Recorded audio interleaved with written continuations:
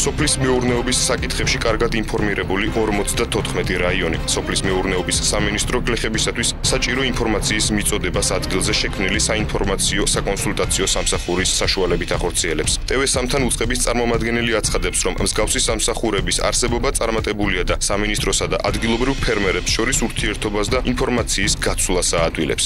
მათ აქვთ ორმხრივი დატვირთვა. ერთის მხრივ მათი საშუალებით ფერმერები მიიღებენ აბსოლუტურად ყველა ინფორმაციას იმის შესახებ, თუ რა პროექტები ხორციელდება სამინისტროში, იმჟამად რა პროცესები მიდის სამინისტროში და მათთვის რა იქნება სასარგებლო და აგრეთვე სამინისტროს მხრიდან ჩვენ ოპერატიულად ნებისმიერ მომენტში შეგვიძლია ჩვენ სამსახურებს დაუკავშირდეთ და ავიღოთ რაიონში არსებულ სიტუაციაზე.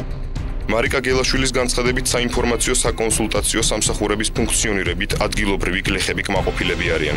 მისი თქმით, ეს სამსახურები რაიონებში შუალედურ რგოლს წარმოადგენენ სამინისტროსა და ადგილობრივ ფერმერებს შორის. სამინისტროს წარმომადგენლის ინფორმაციით, მსგავსი სახის სამსახურები 2005 წელსაც არსებობდა, თუმცა მათი არაეფექტური მუშაობის გამო მალევე დაიხურა.